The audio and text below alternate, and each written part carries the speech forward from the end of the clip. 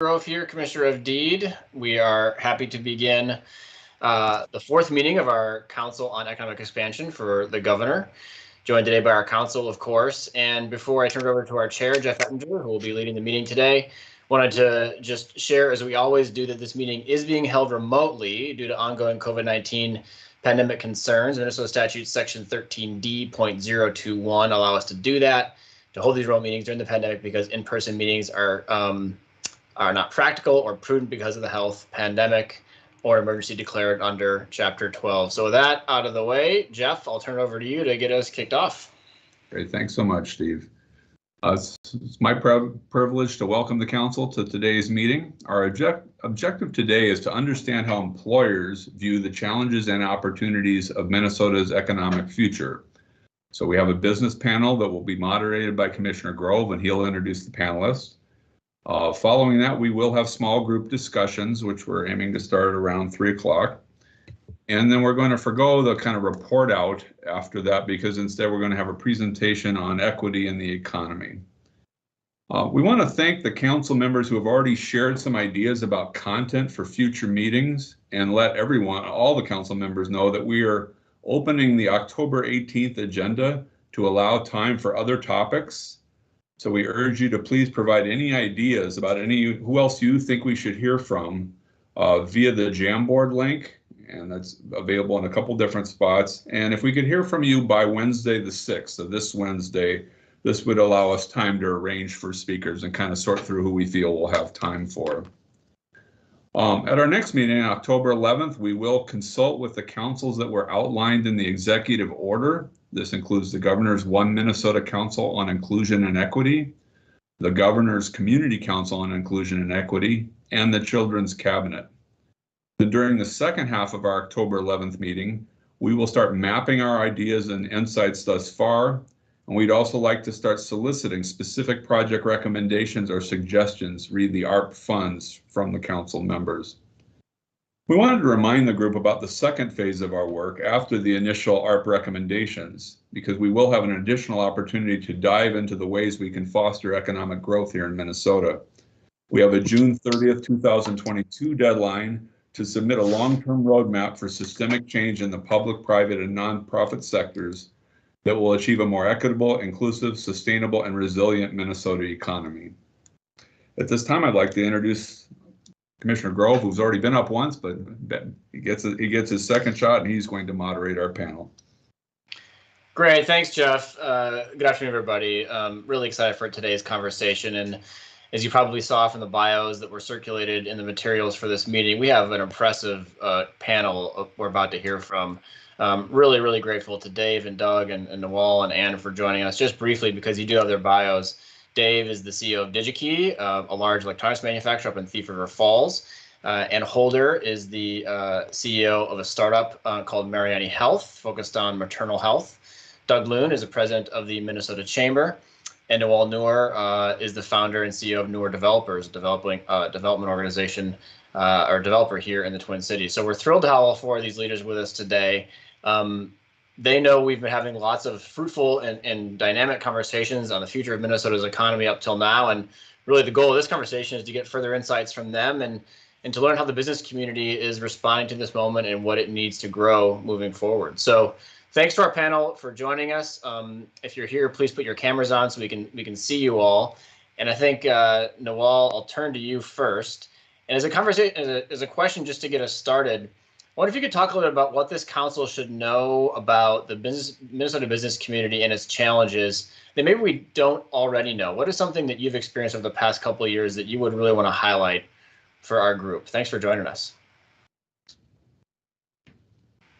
Good afternoon, and thank you for having me, Commissioner Grove and the council. It's great to see so many faces that are familiar and some new faces. So Commissioner, I would say there's very few things that you already don't know because you're part of DEED, and so if I would say that's your number one job. So I'm not going to tell you anything that you don't already know, but I would say probably highlight a couple of things. One, as a minority small business owner, I think the pandemic has hit a lot of the immigrant and minority-owned businesses, more so than probably more traditional businesses have been hit.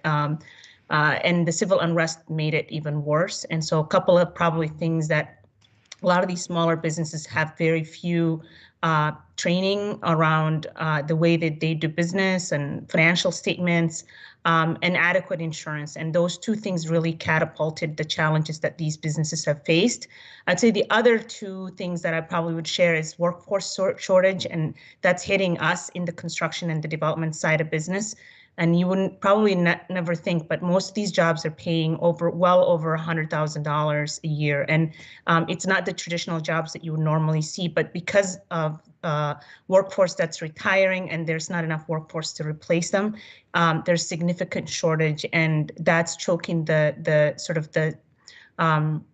productivity of the construction industry more than any other industry that I've seen. And I would say a lot of industries are facing those challenges.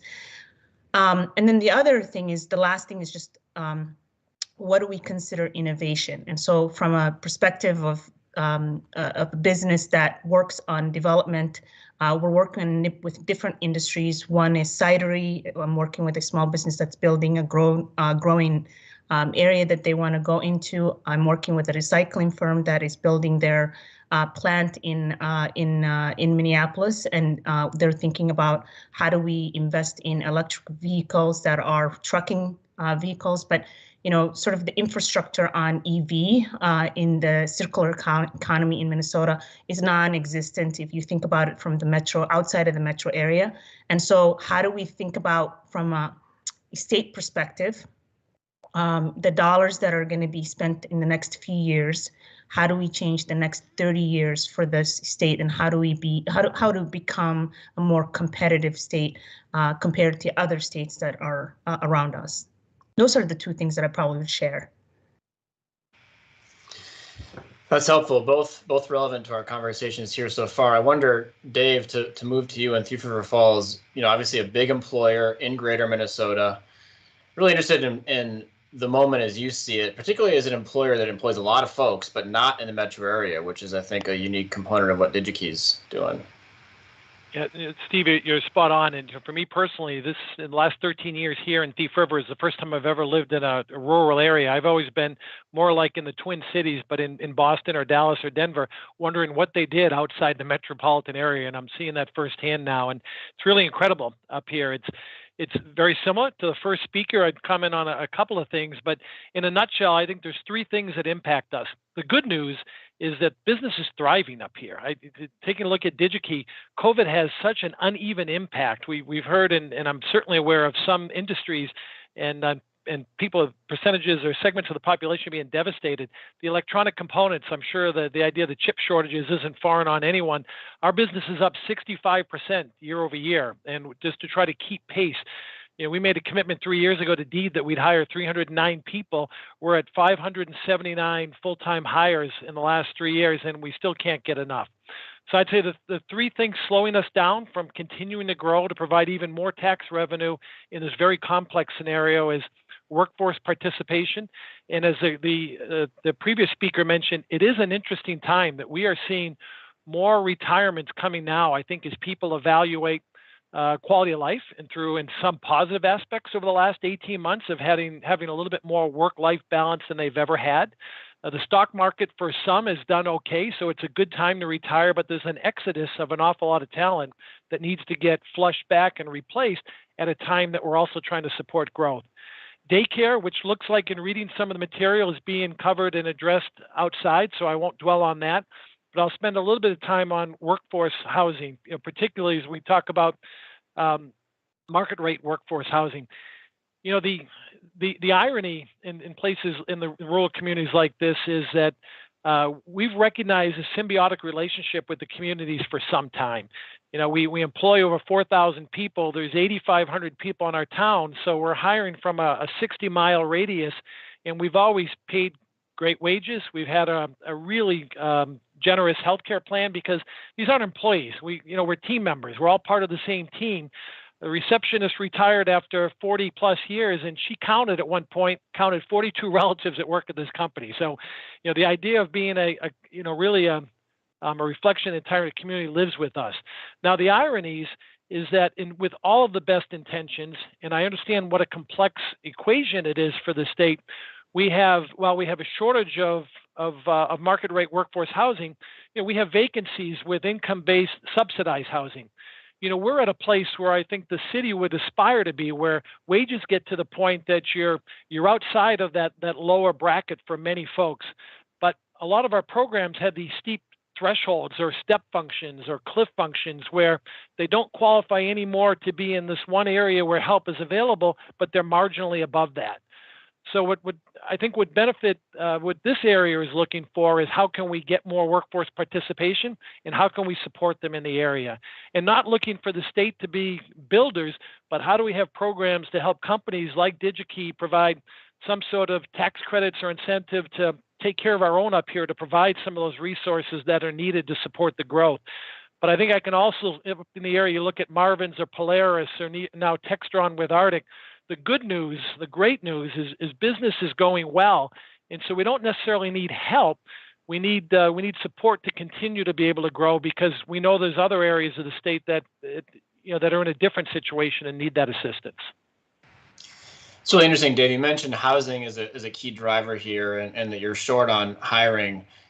Save that infrastructure. Is it hard to convince folks to move to Thief River Falls and take a job at DigiKey? I mean, you have a warm bodies issue on some level.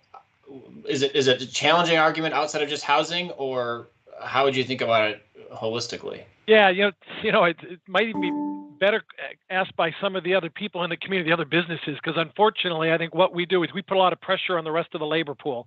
We attract a lot of talent. We hold on to it with some of our incentive programs, and so.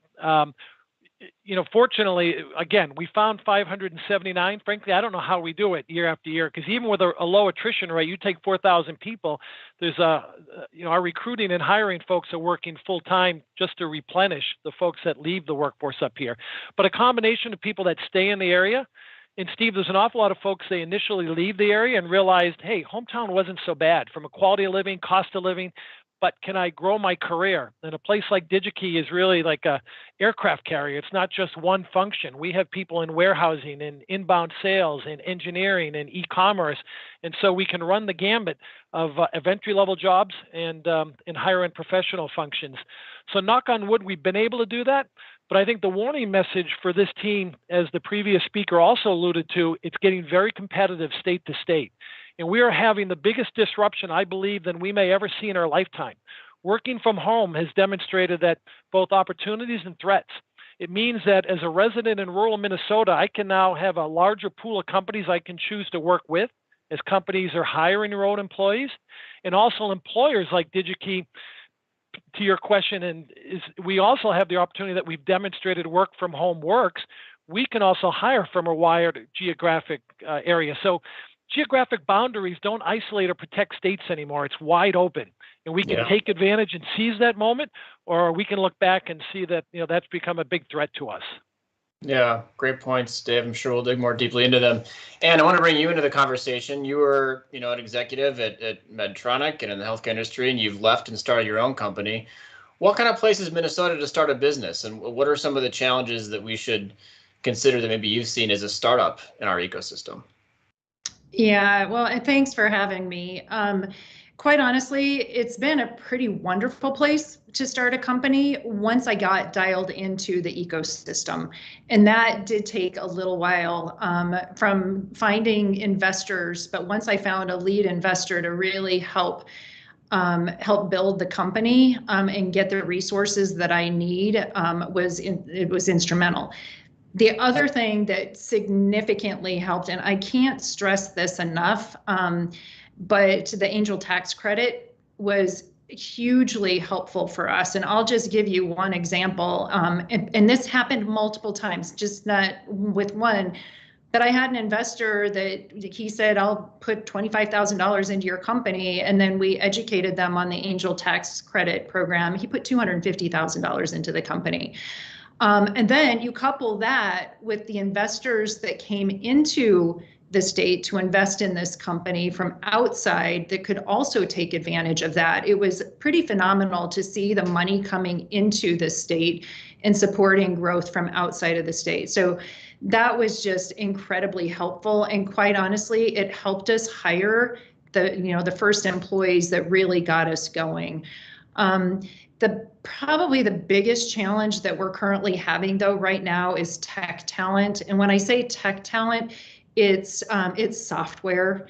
It is very difficult. We're having issues, because we're competing again, going back to what Dave was just saying, this talent can work from home anywhere. So you find the right person and you see that resume, you better give them an offer. If you get it on Monday, you better give them an offer on Friday or you're not going to get them.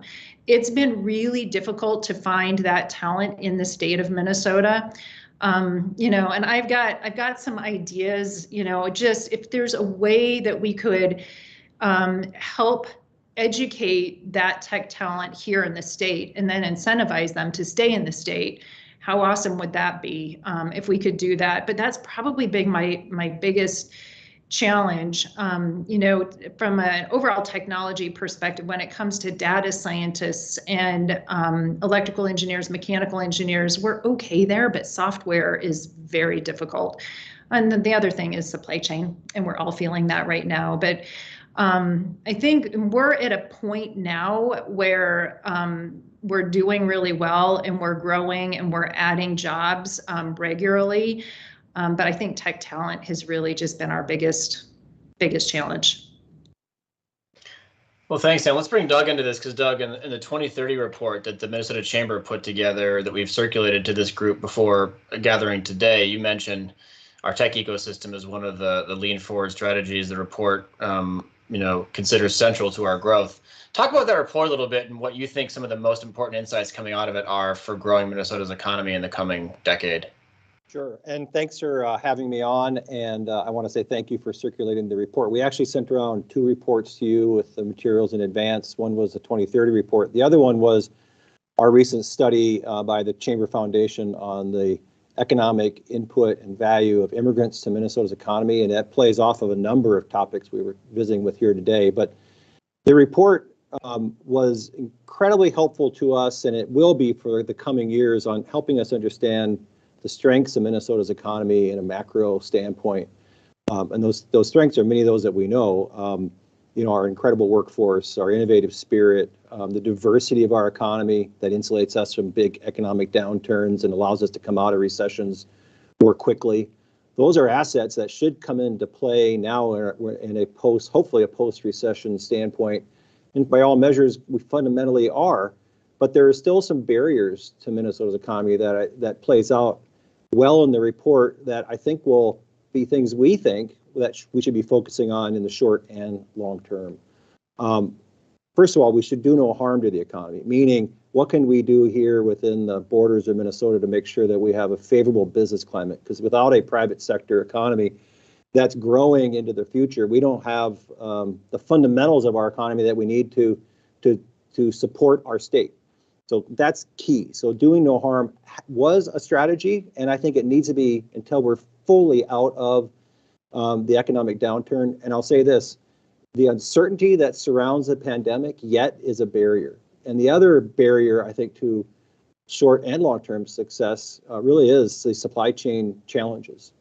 And I'll say from a standpoint of, it's not just a commodity challenge, the supply chains, it's also a workforce challenge. And I think they're related. You may have the commodity you need, but you may not have the shipper to get it done. You may not have the packager to get it done. You may not have the deliverer to get it done. So I think there's a linkage between between supply chain challenges that we're seeing on the horizon right now and our current workforce challenges. That, a little bit more on that. What we knew going into the pandemic was that we had a demographic reality. That reality is here to stay for the time being, which means we have to be really innovative around workforce. I love the conversations around remote work. That can be an advantage for Minnesota. That can be a disadvantage for Minnesota too. We got to find a way to make it an advantage for the businesses that can hire remotely and keep those businesses here in Minnesota and attract that talent. But we still need CNC operators, right? We still need drivers. We still need workers in plants. And we got to make sure that we beat our labor force projections. As Neil knows, and Commissioner, you know well, our labor force projections right now is we're not growing fast enough to support our economy, which means we got to go find workers where they currently don't exist, make sure all individuals are not on the sidelines of the economy, that are capable of working. We find a path for them to get into the workforce. So finding those hidden talent pools, investing in talent, investing in skill training, investing in mobility are all fundamentals on making sure we have a workforce for the long term as well. And I'd love to talk more about productivity and how we invest in that, but you specifically asked me about 2030 and the tech area. And we see tech growth, whether it be in med tech or software engineers or medical or on technology manufacturing. These are areas we historically have had strengths in. We need to build on those strengths because that is the economy for tomorrow. And Minnesota has the capability of being competitive in the tech space. Very true. And Doug, you mentioned immigrants and the growth of our workforce. Nawal, I wonder if you could reflect on that a little bit. You know, obviously as an East African immigrant yourself who started a business here, you know, we face a demographic reality, as Doug puts it. 70% of our population growth over the next 10 years is going to be people of color, and immigration a key part of that. What is it like as an immigrant to start a business in Minnesota, and how can we make that easier? Because we know when immigrants start businesses, they hire other immigrants, and it multiplies, you know, the equity we need to see in our economy. What insights should this group understand about your journey and what you see playing out in our economy? Commissioner, I came to this country in 1996, and I think some of the conversations that we're having today were prevalent in 1996 when the immigrants started to migrate to Minnesota. And everyone asked me, why did you come to Minnesota? Minnesota had work here, and there was opportunity for any immigrant to come and live and build a dream here. And we're kind of in the same place. And if you think about it, COVID and the previous administration essentially wiped out any immigration to the United States. And we're kind of experiencing some of these challenges, especially in the lower workforce. And so, one, we have to make up that number that dwindled completely for families that are coming, whether it's East Africa or anywhere else from the in the world, to come to Minnesota. This is an attractive place that has great education. It's got great employers. Immigrants are probably the most risk takers when it comes to going into a place where they don't speak the language and they don't have any culture. And you can imagine, I worked for Ecolab for 10 years in finance, and I remember going out to recruit at these top universities for MBAs to come to Minnesota. And the biggest challenge we faced was when you come to Minnesota, it's really hard to fit in from a cultural perspective, because people who are Minnesota are somewhat culturally very Scandinavian.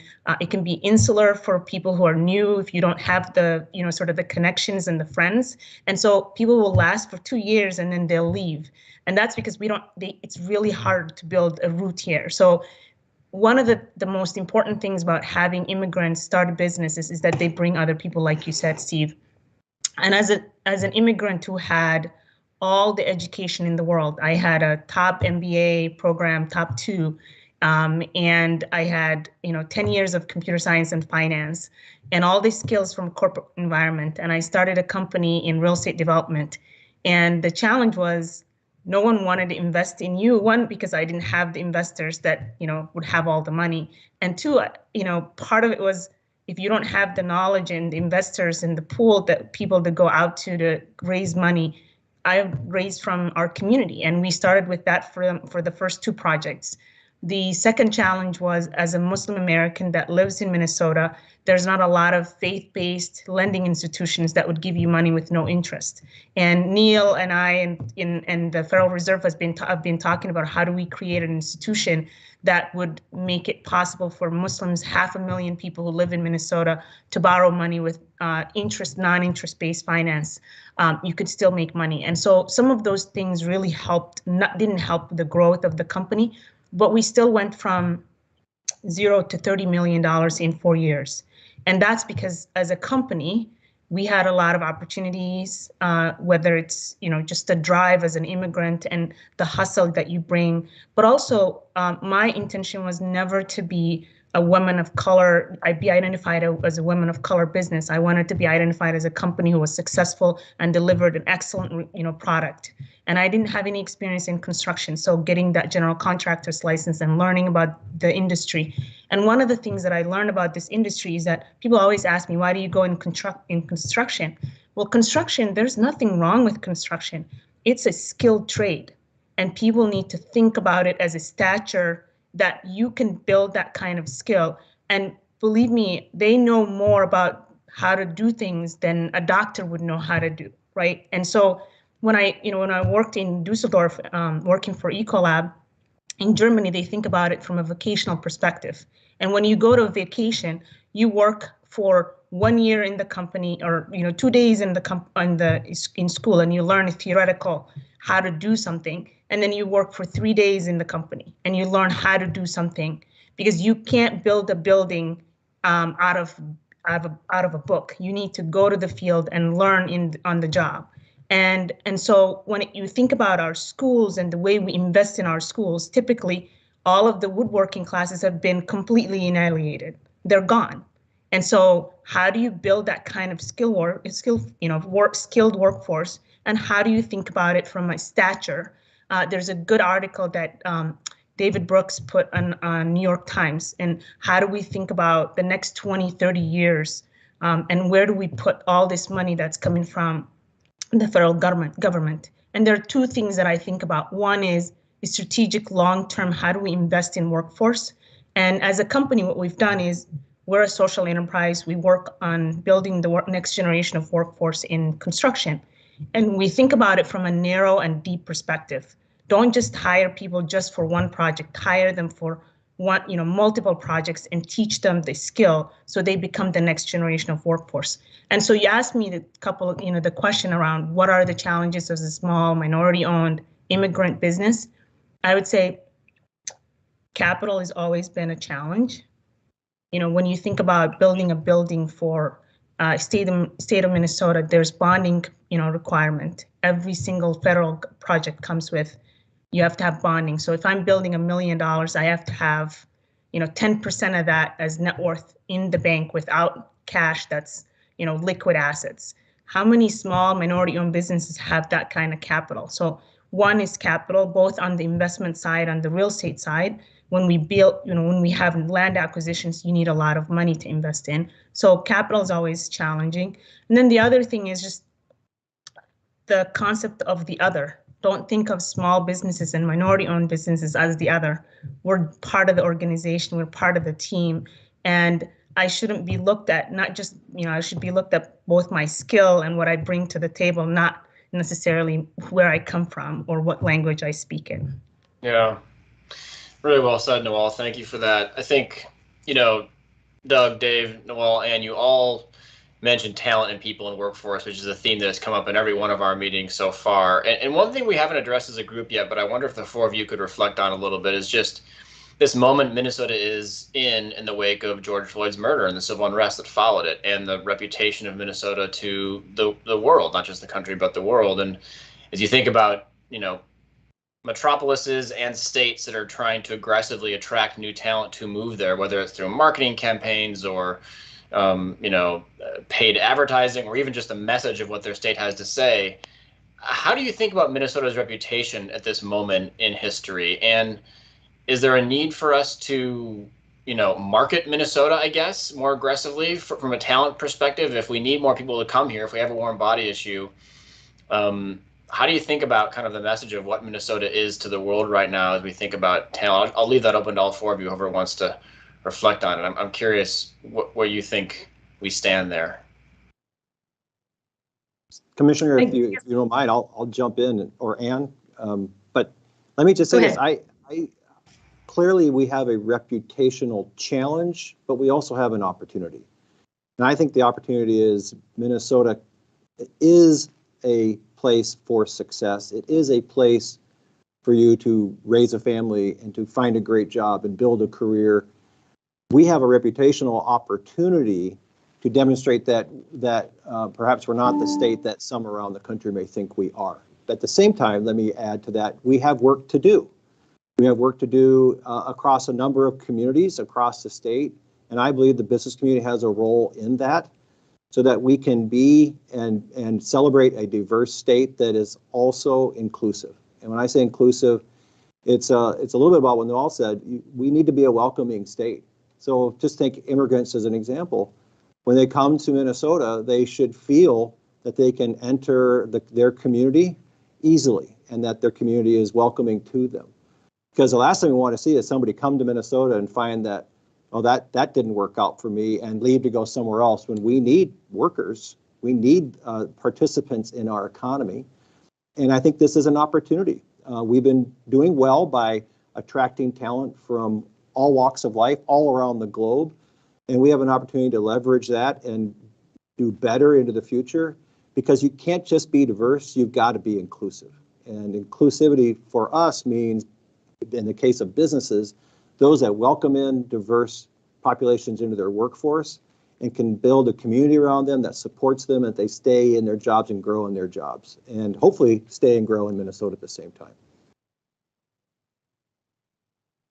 Well, and I guess from my perspective, and I 100% agree with Doug, but an interesting case story. If you go back and you look at what happened in Yugoslavia and all the unrest in Yugoslavia, what they did was they invested in the youth. They invested in the youth, and they educated, and they invested in that education. And it's interesting, and I have roots in that area, family roots, but I also have contracted with an organization who has now since planted roots here in Minnesota, just because they truly believe in what we're doing. And they're bringing more people in, they're hiring more people. But going back to a little bit what I referred to earlier, I do believe that we need to invest in the youth and education. And whether it's in tech programs or, college education, but really focusing on a little bit longer term, how do we develop that talent here internally and really get people to stay here? Now, it's interesting, the person that started this company that I referred to, he was educated at St. John's here in Minnesota. He 100% believes in the education system here. He wants everybody to come back to Minnesota to be educated. We have an ability to market that with the education that we have, and on the technology and the business side. And I think we need to take advantage of it. Dave, go ahead. No, well, I was just quick. I was going to say I'm probably the least qualified to comment on this topic, so I'm very anxious to hear what you have to say. Although what I would say from a rural perspective, I sense that it feels in this area, it feels more like an image for the Twin Cities or Minneapolis than it does for Minnesota statewide. And I could be totally off. But what I wanted to add, though, 2 comments. Conversely, I think the rural areas have a horrible reputation of attracting immigrants or people from any walks of life outside of the local community. And what can we do more to make sure that when people are looking from different regions of the world, I'm not just looking at a major city, but how do we market that quality of life? If we're going to have remote workers, why not have a campaign that says, why travel 2 hours on a Friday or a Sunday home to get to your cabin? Why not live at your cabin? We're blessed with such natural resources up here as well that, I don't want to make it sound like a full convert, but the city's critically important to the economy of the state. But we've got these other resources we can tap into. But Noel, please, I'm anxious to hear your perspective. Thank you. I was just thinking, what would I want to hear when I came to this, this country? And, for me, it's anywhere that you go there, not just because it's the place that has the work, but it's the community that you go in. And so Minnesota is really good at having a great community if you fit into it. And so that's, a couple of things. One, when I send my kids to school, I want them to fit in. I want the teachers to make them feel comfortable when they come into that classroom. When I go into the job site, I want to feel like people understand and feel confident that I bring just equally as strong of a talent as they will, and that we matter. And that's everyone. It's not just the guy who's the immigrant, but it's also the guy who's doing the, the cleanup and I remember one of my superintendents telling me I came into a job site and it needed to be turned over. And I started to wipe the floor. And he said, I've never seen a CEO come and wipe the floors with me. And I really appreciate that. And I think it's that human level of understanding what everybody comes from. And I think our community really needs to be open. It's not just the marketing. And I love the fact that we spend money on marketing. But if we just went and created a group of people that when you came into Minnesota, that helped you create that community. And as a Black person, you fit into it when you work in a corporate environment, that water cooler that you're standing next to, someone comes to you and says hello in the morning and asks you, what are you doing and how are you doing and how are you thriving in this environment? That's what makes people stay here and come to be here. The other thing, this is more of a fundamental level, Minnesota is really expensive to live in. And there are a lot of other cities that are more attractive than this city, that are a lot cheaper to live in, and the weather is a lot warmer. And I'm an affordable housing developer, and so I understand this. And I remember I work with Minnesota Housing Finance Agency. We have probably 9% tax credit for affordable housing for nonprofits, and we have a shortage of housing infrastructure bonds. We need to invest in workforce housing, and Dave alluded to this, but this is more of a, how do we do this? We need to invest in it, and we specifically need to invest in workforce housing. There's a gap between the low-income housing, that's that 30% AMI, and all of the luxury apartments that are going up. And when someone comes here and they have a $50,000 job, they can't afford a $2,500 apartment, whether you are in Thief River Falls or whether you're in Minneapolis. And we need to really invest in long-term investment on our housing. This is a place where you can say you have great education, but you also have a place that you can afford to live in. And without that, it's really hard to bring people to come to Minnesota because there's no why. There's no reason for them to. I would rather pay $2,500 in Seattle than come to Minnesota. And that's just being honest.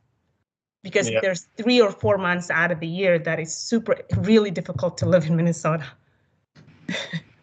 No, well said. I think you and Dave have both highlighted this. Dave, you looked like you're about to concur. I do want to tell the group we want to be open to questions from the council. So as you consider, please use the hand raising function, and we'll expand the questions to the larger group. Maybe just to tee up a shift that Nawal has already originated here. You all know as panelists that this group is tasked with giving the governor recommendations on how to spend $1 billion. And it's a big task. And we've talked a lot about what sort of good candidates for one-time funding is.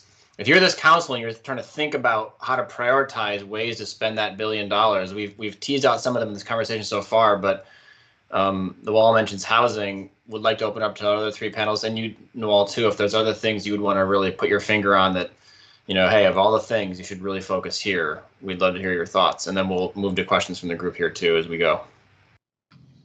I can actually add to that. And I'm going to go back to what I was saying before about the Launch Minnesota programs, because there are some limits on it. There's limits to the amount of funding that a company can get. But there's also the grants that are available, and just the housing grants and childcare grants. For entrepreneurs that really want to get going, those grants they're very, very useful. And those could probably be subsidized significantly more than they are. They're very short term. They are very helpful. But I do believe that if there was more funding in that area, we may actually drive more entrepreneurial growth. Commissioner, it's Doug Loon. I'll concur. Obviously we want to focus on business startups and entrepreneurship. If we think about the state's success over the long haul, our businesses are really good at starting here and growing here and hopefully staying here. I just look at Jeff Ettinger and think about Hormel and how that is an amazing story of success in greater Minnesota. And those businesses that start small need to start somewhere. So we have to have that supply chain of small startup businesses to make sure we've got the Hormels and the 3Ms and the other amazing companies that we have here in 50 years and 100 years, right, as they become the next Fortune 1000 or Fortune 500 companies. But let me just add, if we're talking about the ARPA funds, as I said earlier, we should do no harm. As we know, we have a significant shortfall in the Unemployment Insurance Trust Fund.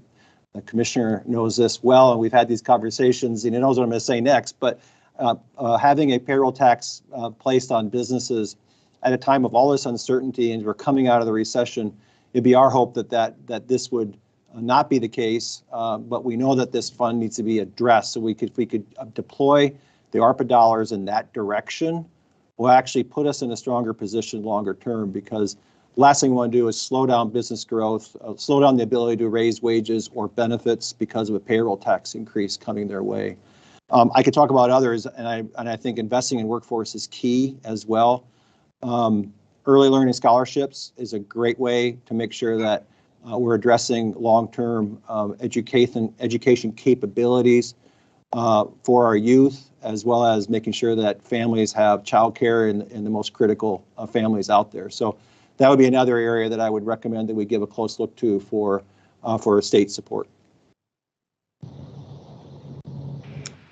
I would just add one thing.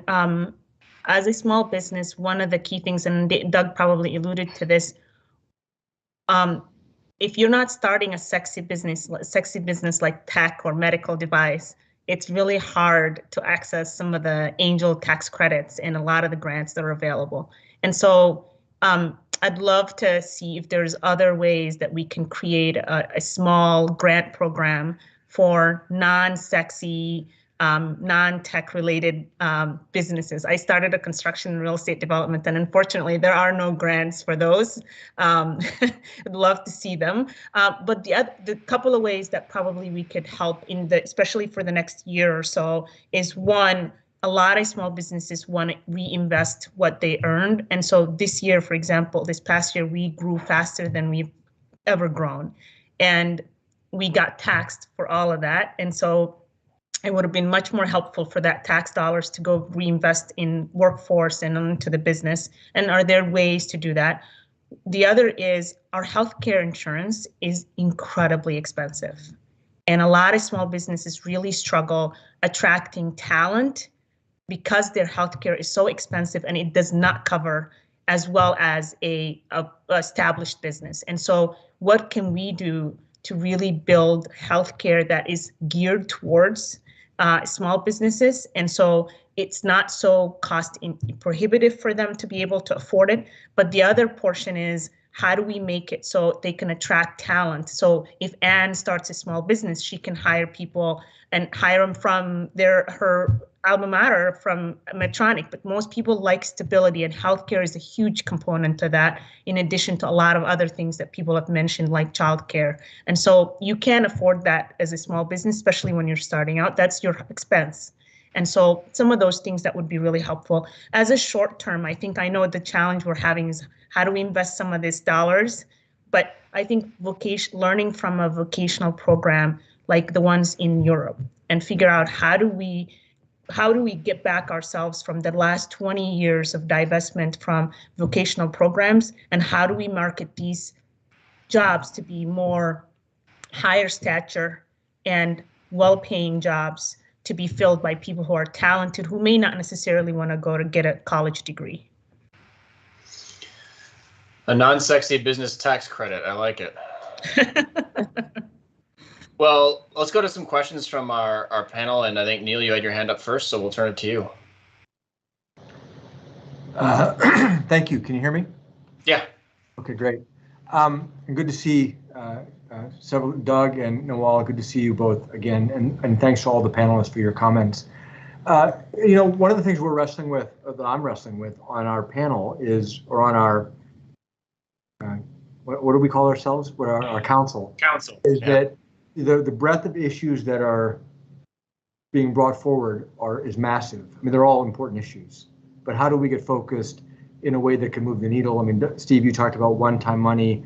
If you take a bunch of one-time money and put it at cost of healthcare is really important.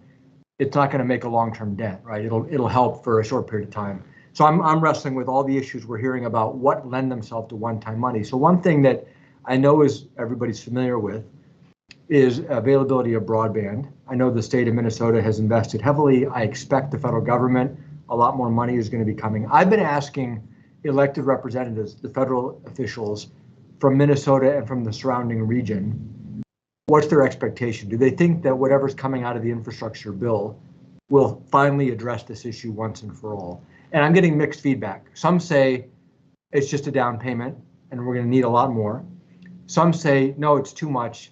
Actually, the infrastructure providers are never going to be able to put this to work, and we're throwing too much money at the problem. And when I think about the issues that many of you have raised today, imagine for a moment that Minnesota said, hey, whatever the federal government's going to do on broadband, we're going to complete the job. And we are once and for all, we're going to show the country that Minnesota is going to be fully wired for broadband from top to bottom, left to right, and Minnesotans will be able to afford it. It actually gets at many of the issues that have been brought up today, because now if you want to live somewhere that has lower cost of housing or has better schools or better culture for your family, now you might be able to access that job in Minnesota or around the country.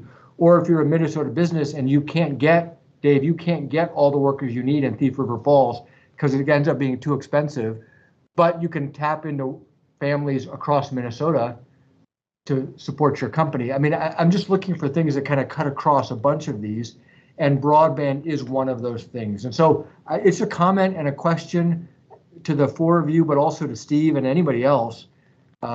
Any reaction to that? Neil, if I could jump in, one of the things I really like about what you're saying is that, the old adage, give a person a fish, you feed him for a day, teach him to fish, you feed him for a lifetime. So many of these problems, if we're only solving it for a temporary period of time, we offset healthcare momentarily for a year or 2 years, it doesn't go away. And so what you're talking about, and this council is getting more inputs over other sessions, is look at things that have a sustainable impact. Now, I've seen some great work in the state. I'll give the state a lot of credit. I see broadband fiber optic coming up here to our region to supplement cable. So I see signs of that. So I don't know if that's the specific answer, but I would urge you to look for things that become a flywheel, that become additive and grow, just like a business doesn't want to just throw money at today's problem, but an investment to solve tomorrow's challenges. Do other panelists want to reflect on Neil's comment? I'll say, infrastructure and broadband itself are actually called out in the ARPA guidance, right? It's something that is called out, I think, for exactly the reasons that you define it as. And I will say from the state's perspective, we're still evaluating a ton of funding streams and making some decisions about allocations on where broadband fits on the spectrum. But it is a flood of money, and I think it might be useful for us to produce some research and some reports on the state of broadband in Minnesota for this group just to digest, to get a sense for where the funding streams are, what the penetration's like, and what that landscape looks like. It could be good food for thought for this group. If that's something that the council would like, we'd be happy to have our Office of Broadband put something together, because Commissioner, I just add to that. I think the challenge is how do you deploy ultimately limited resources when there's other resources coming? I think you need to look for the gaps. And there's going to be gaps, whether it be technological gaps or geographic gaps that maybe those other initiatives, federal or other, aren't going to be able to fill. And I look at it this way: broadband is broadband. It's connectivity is the ultimate goal. And there are pockets of our state, both urban and rural, that there are gaps. And the question is, where are the gaps after the infusion of other resources? And one of the things I was thinking about through this conversation, when I look at the struggle that companies are having with technology and coders, people that can actually sit down and write code. You had broadband. A lot of people can get that education from home and do very well with it. And they can still live in rural locations and do it. For me, I'm passionate about it just because my company is focused on prenatal and postpartum care and serving rural communities. So I'm just, for me, I've been in these situations, and I've talked to pregnant moms that haven't, they've seen a doctor one time during their entire pregnancy. So there's a huge need for it. But kind of going back to, as an entrepreneur, and what do I need? I'm just looking at tech resources, and I do know people that have basically learned how to code online. And you get a 2-year tech degree and get it in 12 to 18 months. And we're putting more jobs here in Minnesota. Neil, I was just going to say one quick comment as someone who purchases land that doesn't have any utilities, and I have to think about how do I bring utilities to that, including broadband. One of the things that I would just suggest for this council is some counties and some cities are much more opportunistic and really want to grow. And I think we need to equip those people and those counties more than others. And land is really getting expensive in Minnesota. And so as further away as you get from the cities, and sometimes we look into other states that are adjacent, and that's because people really want to go there. And so I think, where is our population growing, and where do we want to invest and help some of these cities that really want to be on the cutting edge? And some of those, they may need estate bonds that would help, sufficiently fill the gaps that we have. But that's where we need to look at, is where's population going to grow, and where can all the developers and all the challenges that we're having as a community, where can we go? And so if I look at Cologne, Minnesota, is that a place that, what's the broadband look like? And is there something else that could be included as an investment? Noel's comment, Steve, real quick. I think, though, I would keep coming back to what Noel asked, is why Minnesota? And we've got to answer that question, because some of the things, our education institutes, they're wonderful in Minnesota, but technology is going to allow you to access that remotely, as was pointed out. Jobs can get accessed remotely. So I think Noel's comments about that sense of community, those are differentiators. So whatever we decide to do, we should ask from a guiding principle, does it answer the question, why Minnesota? Yeah, how does it differentiate us? That's a great point. I would also add, why Minnesota to start and grow a business? That's a fundamental equation too. And to what was said earlier about affordability, the cost of being a business in Minnesota is real, and we need to be thoughtful about that to ensure that we have a healthy business climate so we can ensure strong economic growth. Well said. Given we have just 7 or 8 minutes here left, and we have 2 questions, why don't we have Tracy and Joe both surface their questions, then we'll open the floor to the group to respond as you see fit. So Tracy first, and then Joe. That's great. My question is specifically for Doug, and it has to do with 2030, but I'm open to input from anybody. And for those of you who have the 2030 plan available, I'm kind of looking at pages 25 and 30. And so this has to do with strategy 2, Doug, about leveraging Minnesotans, okay? And, one of the things that you identify is that Minnesota has to beat labor force projections. And I think that most of us know our economy can't grow if we can't grow our labor force. So I get that. But I'm wondering, if you had $1.5 billion to spend, or some number less than that, what specifically do you think that we could invest in that would ensure that no one is left on the economic sidelines, which is one of the bullet points? And you also referenced that younger and older adults and communities of color are underrepresented in the workforce, and the state has to ensure full engagement for all Minnesotans to grow its workforce. I agree 100%. But do you have ideas about specific investments that could be made around that? Yeah, there are a number of investments. Let's just also a frame of mind. Go ahead, Steve.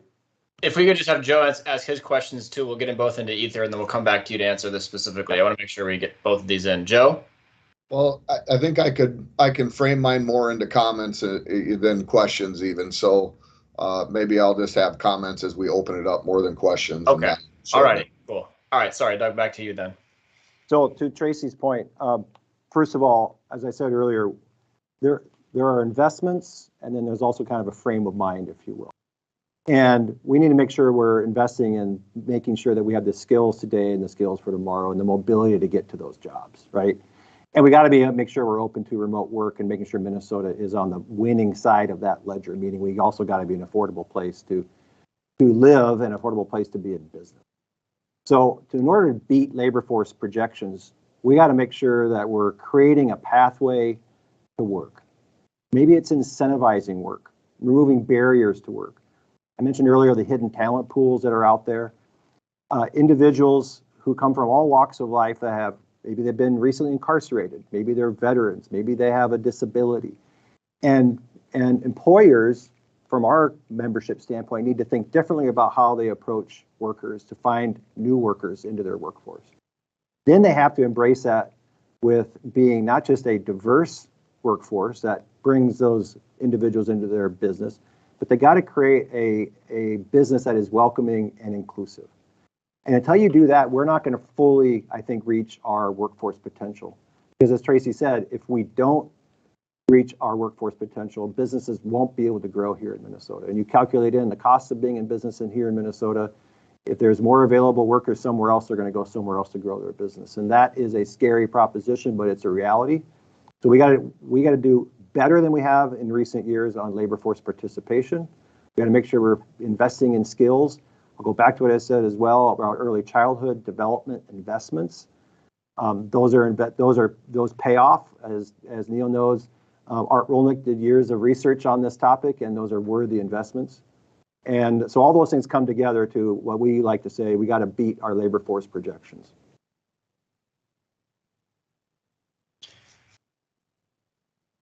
Dave, I'm curious because we haven't asked you specifically on the money question. It's a sort of a similar question Tracy's asking here. Do you want to answer that, and then we'll go to Joe for his comment before we break into small groups? Yeah, I'd say, maybe it's having lived up in Minnesota too long, but when I think about my business finance, a little bit like personal finance, I've always found that you live beneath your means, you're always financially secure. And so a little bit to Doug's comment, I always get nervous when we had debt that needs to be serviced before we start looking at other places to spend. Now, I got a lot of confidence in you, Steve, and I think you and others have that more complex equation. But, I don't know that I could comment any further than that. I just get nervous about, I think businesses growing and staying healthy is the best sustainable flywheel to keep things moving. I don't know specifically what one more incremental tax does, but if it discourages or slows down any of the momentum, that's a very big danger of doing more harm than not, I think, to Doug's earlier point. Just a caution signal, perhaps. Thanks, Dave. Appreciate that. Ann, looked at you. You're going to jump in and say something today. Nope. Yeah, I just saw that. Okay. Joe, over to you. Well, mine is, I'll just frame it in comments related to a lot of what Nawal had spoke of. I think incremental investments in some form of I don't know what you want to call it, an account that offers very reasonable or low cost bonding for newer contractors coming in. When they don't have that work history, it just becomes unsustainable for them to compete.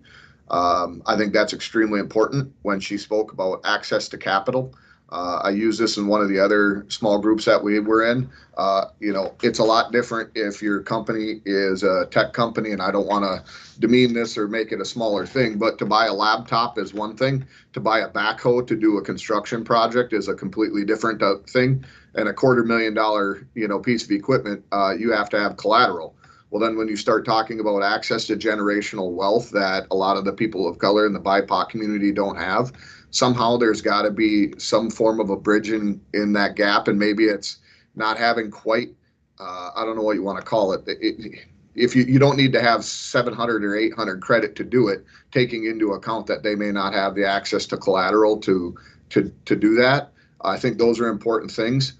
Education is the ultimate equalizer, and more these days that relates to access to the broadband, right? So where we don't have good access to internet or communities that have resources for the more disadvantaged individuals within that community to access, if they don't have a laptop or things like that, that takes away their access to education. So if you can do those, not even just the economics of the business and everything else that you rely so heavily on broadband, but I think if you can make some investments into those things, it'd be a huge difference. You're also helping the businesses that are within that industry, and they employ more people, so you have that, and typically at living wages, and then also helping the people who maybe are employed or they aren't employed in a high-skilled trade or a high-skilled dollar value job. That gets them into those jobs where they can actually sustain themselves. And then I always am going to plug organized labor. We got the healthcare covered if you come on over. So I'll just say it that way. So, but I mean, those I think are incremental things that are you touch off on different parts, and that helps make the economy grow as a whole and is a lot more inclusive that way. Well, thank you, Joe. I think we will leave it there. Nawal and Doug and Dave, thank you so much for your time. Really, really appreciate it. We can give them a round of applause, virtual or otherwise here. Thanks for your leadership in Minnesota at a really difficult time over the last couple of years and for sharing those insights here from the business community. Incredibly valuable and important for this work. So we appreciate you all. And Jeff, I'll turn it back over to you. Thank you, Steve. What a terrific panel. Appreciate all of you being part of it today. We're going to go ahead and break into our small group discussions to reflect upon what we just heard from our business panel. And we're aiming for a half hour. We're going to bring everybody back at 3:30. So we'll go ahead and break out.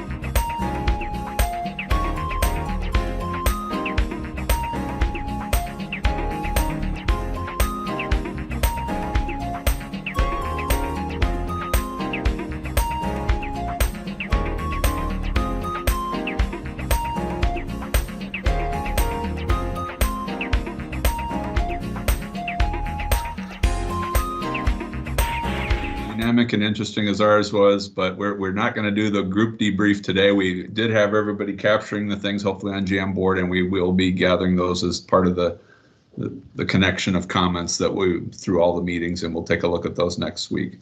We do want to move to our last speaker today. We're going to have our Insight talk on equity in the economy. I had the pleasure to serve with Tawana Black on Lieutenant Governor Flanagan's Transition Advisory Board back at the beginning of the administration. Tawana is a nationally recognized thought leader known for inspiring leaders to transform a personal conviction for equality into actions that produce equitable and thriving communities. For more than 20 years, she has led multi-sector collaboratives, triple bottom line diversity and inclusion strategic development, and economic revitalization organizations in Kansas, Iowa, Nebraska, and our own Minnesota. In 2017, she launched the Center for Economic Inclusion, which is the nation's first organization dedicated to creating inclusive regional economies. And just last week, Twin Cities Business named Tawana as its Person of the Year. Congratulations, Tawana, and thank you for joining us. Thank you so much, and thanks for the work that each one of you are doing and investing your time and talent and partnership into this council. I appreciate the opportunity to visit with you all, coming to you from a hotel in Nashville at the International Economic Development Conference, where I've been speaking today with folks about the work that we do and how to build inclusive workforces. And I'm also excited for Ramsey County, I think, to potentially get an award tomorrow for the work that we've been building with them for the last couple of years.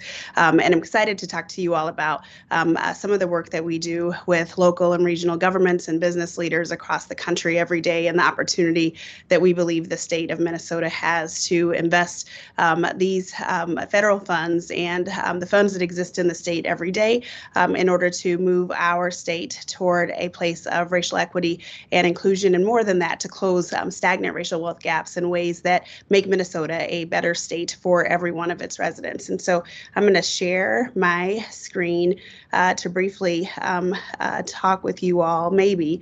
Is that showing you a PowerPoint right now? Yes, it is. And we can, and everyone will be able to post the presentation, so you don't have to feverishly take notes. Wonderful.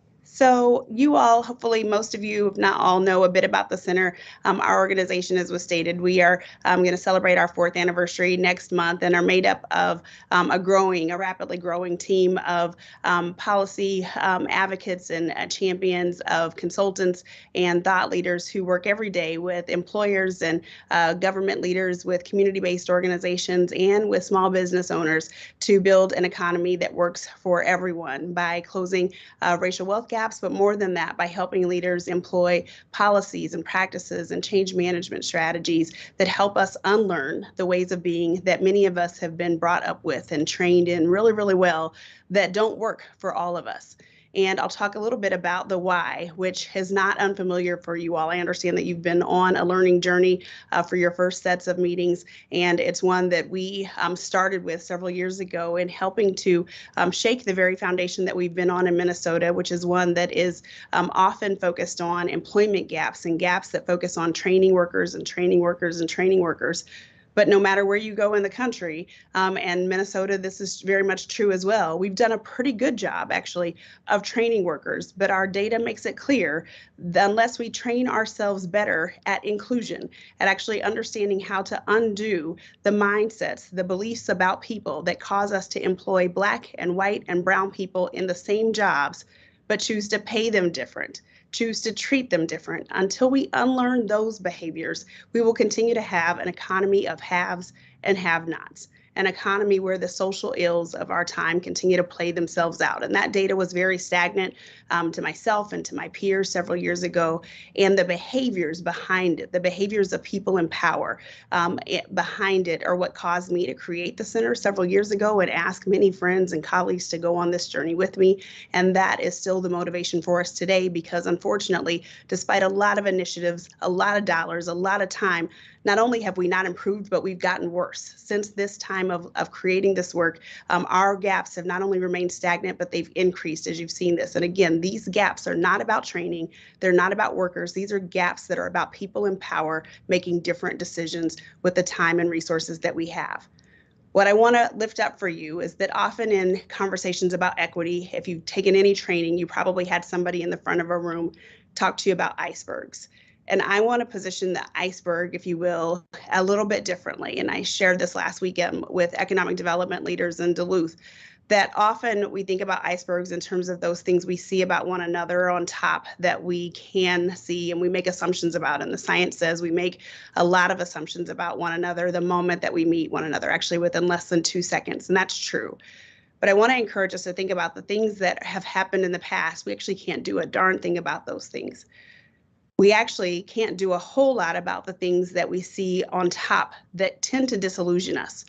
Things about one another, things about our organizations that can lead us into feeling quite comfortable, like we're making progress. The initiatives that we have, the tables we sit on, the diversification at the boardrooms that we're in can disillusion us into thinking that we're making progress that we're actually not making. The things that lie beneath, though, can be changed. Those policies and practices, the context within us, how proximate we are to poverty, how proximate we are to racism. We can do a lot about that. We can shake up rooms like this one, committees like this one. We can shake up the way that we work inside our workplaces in order to start to get different results. We can shake up our schools. We can shake up our benefits and our pay. We can shake up our policies in order to be sure that the future that is in front of us is drastically different. And that is what must be done. Or we'll continue to regurgitate the same results that many initiatives, many campaigns, many federal policies, many initiatives that inspired and were aspired in order to get different results simply didn't, because we weren't willing to do the hard work of breaking up those icebergs in order to get drastically different results, knowing it would be hard. We propose that the solutions that are going to get a different result have to do a few things. One is they have to move us out of this place of silos, of seeing economic development and housing, transportation, human capital and workforce development, as seeing those things as different things, as different departments and different initiatives, as seeing their efforts as being tables and committees and councils, but actually as seeing them as being things that are very much interdependent and require us to have people at the very center. In fact, to have the very people who our country's foundation was written to exclude, needing to now be at the center. For many decades, we've tried to tinker around the edges of policies that were meant to keep people who look like me excluded from economic opportunity. We've tried to tinker around the edges of those policies, expecting that by tinkering with exclusive policies, we would somehow get inclusion. When you think about that, it makes no sense. It's not possible. The only way to get inclusion is to intentionally seek inclusion by designing policies for the very people who've been excluded. And by doing so, know that we will then get inclusion for everyone. That takes, though, having data of which this organization, DEED, the governor's office, has a rich amount of data that shows us what we're doing now does not work. But then also having data that informs us about the new things we put in place and being willing to be nimble and fast, laser-like focused on changing at a moment's notice when we see those things we're trying work, sticking with them and going the distance, but also when we see they don't work, being willing to change and being market responsive, keeping business at the table, but not business as the only driver, business alongside those very people. At a bare minimum instance, we have to have proximity to the challenges and the opportunity, which means we have to over-index on those communities that have been excluded. And hear me, this isn't just about poverty, but the people experiencing racism, which are all of us who are communities of color. To drive systems change requires us not only thinking about policies and practices, but each of the 6 conditions of systems change. And these come from FSG, one of our partners and clients. I elevate these for you if you're not familiar with them to spend time considering how each one of these 6 conditions show up in either upholding exclusion or driving inclusion. It's not difficult to think about new policies or new practices. What becomes more difficult are those semi-explicit and implicit roles, the roles of where dollars flow and don't flow.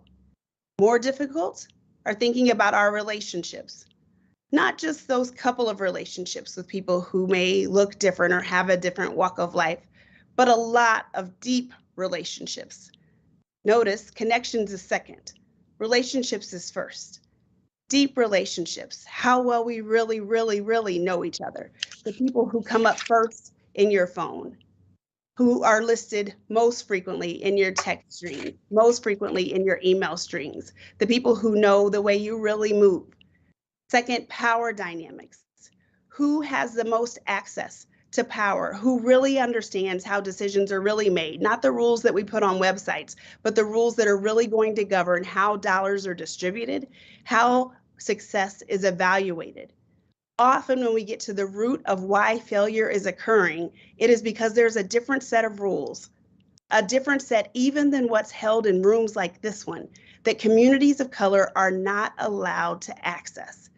And the decisions that you all recommend must include not only changes to policy, not only new practices, not only new streams of dollars, but I want to encourage you to be bold enough to address changes in how power flows. Because if our state wants to be one of the most competitive and inclusive in the country, we've got to address all 6 conditions of power change and systems change. And lastly, mental dynamics, the mindsets that allow us to continue to believe that some people are worth everything and some people simply are not. Those mental dynamics allow hiring managers every day to make decisions that continue to uphold racial and economic exclusion. It isn't comfortable to talk about, it isn't comfortable to think about, but the data tells us that it's unquestionably happening in boardrooms, in HR rooms, in questionable Zoom rooms every day. It's not an opinion, it's a fact, because it has shown up in Minnesota's data for far too long for us to question about whether or not it's continuing to happen. And we need the governor's council, we need the governor questioning it, but it has to be done hand in hand with employers. So how do we go about that? Connecting it to indicators for an inclusive regional economy. If you go to our website, you'll see these 14 indicators that were created with employers, with communities of color, with policymakers, and with researchers several years ago. We'll update the newest round of these coming up just this spring. We've got a team of partners who are working on the refresh of them right now in partnership with the Brookings Institution. And it goes hand in hand with the levers of systems change and the 5 Ps where we do consulting with employers to ensure that we're measuring those indicators that help us understand whether or not our economy is moving forward in a way that's inclusive or it is not. We have an opportunity to drive public policy changes. These, as was said before, you'll get these slides, so I won't go deep into these, but to make sure that these indicators move in ways with public policies that allow us to compete with states who are marrying public policy with private sector actions in ways that can move us forward in being both high focused and high impact, in including workers with solutions that also marry up with industry needs for employers to ensure that they have the workers they need, the talent that they need, and that those workers have the inclusive workplaces they need to feel valued in the workplace to continue to show up by leveraging these federal dollars in ways that are meaningful. Ultimately, making these changes, closing the gap in the ways that employees experience the workforce in an inclusive way, that they have meaningful jobs that pay well, and that we're leveraging federal dollars has significant benefit to the US GDP. If you've ever heard anyone from my organization present, you've seen this data before. If you've heard anybody speak about racial wealth gaps, you've seen this data before, so it's not new. What may be new is how we go about ensuring that we're leveraging multiple opportunities all at the same time. The ARP dollars give us an opportunity to move from the transactional to the transformational, by making sure our state is as inclusive and competitive as it possibly can be. But it will take each one of us pulling each and every lever that we can, making sure data is at the center alongside people, holding ourselves accountable through shared accountability. And these are the ways that we serve as a partner to be able to do that. I meet with many of you all the time, so I'm not going to go through a lot more slides with this. I'd rather be able to have a conversation and answer questions that you might be able to have at this time. Thank you. Thanks so much, Tawana, and everybody prepare your questions, please. We'll do the same method that Steve did earlier with hands, and if we can get back to the full screen of our council, that'd be terrific. Tawana, if I could start. So one of our council's missions, we kind of have a 2-part mission. One's a longer term part, but our shorter term part is to make specific recommendations about the ARPA funds by November 15th on a kind of priority basis that then the administration in turn will have to discuss with the legislature during the next session. Any thoughts on specific investments that you think that this council should consider that would start moving us toward what you're looking to accomplish? Great question. Thank you. Yes. So a couple of those slides that I put up there elevated a couple of opportunities. One was a solution that we elevated to the frontline worker pay task force that unfortunately the politics are getting in the way of, that we'd also elevate here and have shared with the governor's office. And that is to continue to incentivize employers to address wage equity, but more than that, to partner in ways that other states have done in helping those employers, particularly those small and mid-sized employers who may have workers at that $15 to $17 an hour wage, to be able to supplement that, to bring workers up to that $20 to $21 an hour wage, and to have solutions, wraparound solutions that would allow those employers to sustain those wages as we see the economy return to its vibrancy and or increase to previous vibrancy. There are solutions and details that a commissioner may have. If not, we can supply those. But that is one solution we'd elevate, is that kind of wage subsidy. With specific racial inclusion and diversity partnerships tied to that in order to target specific geographic and racial subsets as a part of that hiring in specific areas. A second elevated opportunity here is to apply lessons learned from the CARES Act investments to the annual operations and to the deployment of ARP investments to drive the building of Black wealth through property and business ownership. This is a space that we are focused in heavily through two partnerships right now as we study our state in comparison to many other states. While we've seen an increase in Black business ownership, we have not seen an increase in those employer-based Black business ownerships, meaning those businesses who have more than 1 to 5 employees and have more than 1 to 5 employees who are earning family sustaining wages.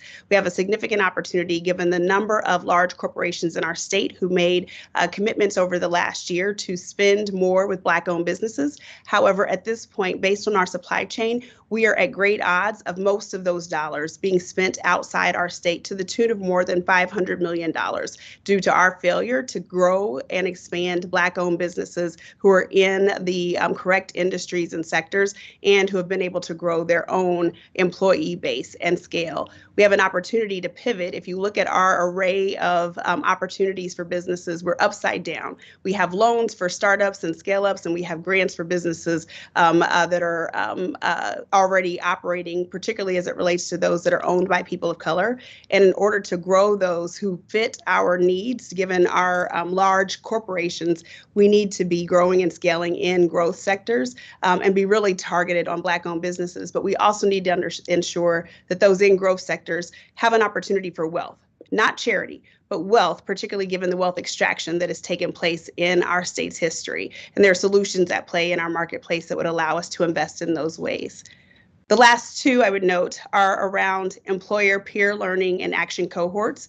We have been driving two of these, one of our own, an employer Anti-Racism and Economic Justice Trust, where we have a cohort of employers from large Fortune 5 type employers to mid-sized employers who have been working together for a year now on setting anti-racist measurable goals in talent, in supply chain, in their philanthropy, in their public policies, in their market-based work. Many of these are employers who have gone through the original Itasca and Wilder cohort and now want to be setting measurable goals, need the help to do so, and to see want to be operating in a cohort where they're measuring, where they're bringing their data in transparent ways, where they're getting the hands-on work to ensure that that inside game results in outside game results on the economy and for their workers. We also are operating and just launching now a cohort with Ramsey County for those mid and small employers who are not the giants, but who say, wait a minute, I know I need to be doing this. I don't have a diversity and inclusion department. Who can help me with this? DEED has been doing similar work in the D&I space that is less than the racial equity space across the state. And we've had requests from employers. We're doing this work right now in St. Louis County. We're doing this work in St. Cloud. We have more requests in those spaces to be able to tie the workforce work with small business work, and we're just about to begin that in St. Cloud as well. We need more of the cohort-based learning for employers who want to be doing the work of equity and inclusion, know they need help, but want to be doing so as a cohort, and want the help of doing it in accountability with their communities, but need the support. And so that investing in consultant-based support, the accountability, and the ability to connect deeply with communities is vital. I know I gave that fast, but I also know you're on a short clock, so I'm trying to talk fast. I'll be happy to send all this to you in written form. You did a great job. So questions for Tawana from the council. We have her for 10 more minutes. I know she needs to get back to the conference and where our time limit is.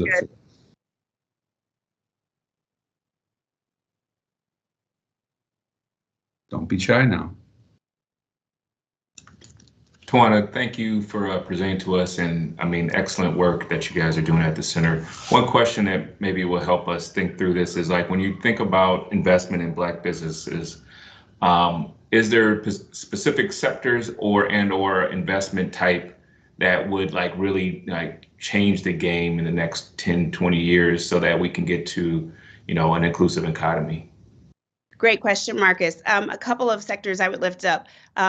Target, we all know, is an enormous corporation in our space, and is purchasing a lot of different things. We've met with Target's one of its largest divisions, who's built out a pretty significant supply chain, and annually has set, or not annually, but over the next 3 years has a $225 million spend goal, and wants a lot of that here, and cannot spend any of that with its, like, that is above and beyond what its current vendor base can do. A lot of that could be in actual bricks and mortar, right? So this isn't the building piece. This is simply, and it's also not the goods on the shelf. These are consumer packaged goods. These are materials that could go into building shelves. These are materials that being made that could go into it. But also we see the CPG arena that we could have vendors coming into those spaces. I would also say, and we say the word tech a lot, but what does that mean? So being able to go into some refined tech-based businesses, the innovation space. And I would say I just met with a firm here that was Minnesota-based that is now New Jersey-based that found me after I spoke this morning and brought a stat that 90% of the Black female-owned businesses they've identified are women who have a doctorate degree or higher. And she wanted to marry that stat up with newer stats that show the wage gap increases for African Americans as you go up the ladder of credentials. It does not decrease. So which is different than what most of us expect, and wanted to study that about what is that about the experience that African American women are having in the workplace. So I think some of those higher skilled products and services and the consulting space, there's an opportunity for us to be keeping some of those businesses. We're seeing startup in the tech space, keeping them in Minnesota. We're seeing Metro State is seeing graduates who are going out and starting tech-based businesses, but are starting them in Texas and other markets, and not in our space. And so there's an opportunity for us to keep those businesses as they're being started in our space. Barty and then Penny. Hi, Tawana. I have a big question, so I don't. You could even be like, not today. But you know, I'm thinking about the inverted pyramid, right, and the mental models, right, because that's where the like real transformation happens. And in our small group, we were talking a little bit about just the idea. Our previous panel talked about like how Minnesota is or is not an inclusive place, right? The idea of othering and some of the mental models that are holding. And I think your example of the wage gap increasing at higher levels of credentialing. And I'm curious, like, in addition to these pieces, you know, and as you are working with C-suite, you know, and like, and we're thinking about the ARPA funds, right? Like, how could we invest, right, to start to address at these mental, because it's the mental models. And I mean, and you know, we were talking with Commissioner Robertson. I mean, we just keep doing sometimes the same thing over and over again and wonder why we don't have a different result. So I'm curious, from your perspective, what could we do to really be pushing on the mental models in addition to all the other stuff at the top there? Yeah. But like, really, what could we do both in the short term and long term? Okay, yeah. Sorry. No. I love that question. I love that you're willing to go there, because that's where we have to go if we have any chance of these results being any different. So right now, we've got a mass exodus from the workforce, and we're all, not just in Minnesota, all over, we're scratching our heads like, what the heck? And I think 3 months ago and 6 months ago, I served on a different task force with the commissioner. We've been scratching our heads like, okay, is it people just don't want to work? Is it that unemployment is too good? Is it? Or is it that people were tired 2 years ago and now they're like, you know what? I could do what the heck I want to do because I'm really tired now, and I'm putting my feet down and I'm saying enough is enough of this sickening system. Enough of that. And then, oh, by the way, then you lay racism and you layer sexism on that and you layer whatever other ism on that. And I'm done. I'm actually done. And so I think there's this opportunity for us to think about some of that cohort work is about taking that on. It's about intentionally diversifying those cohorts enough to have real talk. A simple example of that is in our Anti-Racism and Economic Justice Trust, I don't even remember how this came up, but we got on the conversation because we've intentionally included Black and Brown-owned business owners in that space and racial and economic justice organization leaders in that space. And we got on the fact that in our communities, my earnings are not just my earnings, right? My family members are calling on me to share that. So you might look and say, well, Tawana and I earn the same thing, so we're good. Yeah, but I'm splitting it across 4 households. So not really. And suddenly we had a Jamaican who was saying, what? That happens in Black communities too? Because I thought that was just us. And we had an Asian woman saying, wait a minute, that happens to us too, but we only talk about it in our space. And suddenly every single ethnicity on the line, except white people, were like, that's us. And all our white listeners were saying, oh, shoot, what is that about? Oh my gosh. Wait, and then we start to break that down and say, okay, what does that mean for not just workplace inclusion, but wealth building, right? Because if you have a mental model that says, well, you guys should just go to work, right? And now we're working and we're inclusive, but then you start to know those things. And it doesn't take just hearing it once, because you got to kind of hear it and hear it and hear it some more to then start to think about how many workers do I have who earn $13? Because it's one thing if you hear it from somebody who earns $185,000. It's another thing if you hear it from somebody who earns $36,000 and is trying to split that across 4 households. And you wonder why they're stressed and coming to work and struggling, right? And then why they're opting out of the workforce and just figuring out how to make it on unemployment and social assistance, right?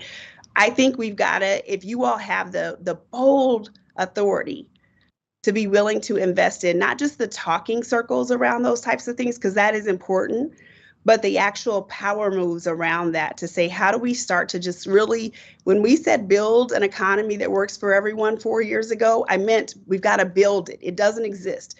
And one of the interview questions I ask everybody I hire at the Center for Economic Inclusion is, when have you had to unlearn something before? Because you really can't come work here if you haven't ever had to unlearn it. And I don't care if you had to unlearn what you thought about marriage or about weight loss or about people in your kid's school. If you have never had to do that, you will hate this job, because every day we have to unlearn stuff and then relearn it again. And then we have to teach other people how to unlearn stuff. And it's hard and it's ugly and it's stressful and you have to cry once a day. But if you like that, you'll be okay and you'll stick with it for a long time. That's what we're asking you all to imagine. As a resident of Minnesota, that's what I'm hoping you all can do, is be bold enough to say this isn't just about giving more organizations money to train workers or more businesses money to open businesses, but this is about blowing up everything we thought we knew. And even if it's risky, because it will be, and even if some stuff fails, giving ourselves permission to fail and fail hard and get right back up again and go try again. I know that's not like the clean science answer, but doggone it, nobody has proven anything. But we have got to be willing to know that and be okay with it in order to create the first state that actually gets this right and ties it to competitiveness. Penny, I think we have time for one more question. Great, I'll be quick. Tawana, thanks for being with us. Always gain every time, every encounter, gain more. So, but I would, to Barty's question too that we talked about, what would you caution us about not investing in? Something that, traditionally that we might be drawn to by gravity, but it hasn't worked, so any cautions you would put out there as well? Yeah, great question, and great to see you, Penny, as always, and can't wait to see what you do next. There are a lot of basic needs that are important, and we'll solve for those. And it puts a target on your back when you don't spend really big money on really basic and important needs. But this is not a time for transactions. This is a time for transformation. And you all know this. We have held 3 convenings. We've engaged about 1,000 people in conversations about where our funds should be invested. I think I'm speaking at a convening again later this week on this conversation. We're convening people again next week. I'm losing track of days on this conversation. We're in this. So I get it. There's a lot of needs. There's a lot of particularly small mayors, small community mayors and county commissioners who need to fill needs. And that's important. We've got to backfill budgets. We got to figure that stuff out. But if we look up in 10 years and that's the best we did was kept stuff afloat and turned around some budget holes, let's fire all of us. Shame on us. It's really good. Thank you.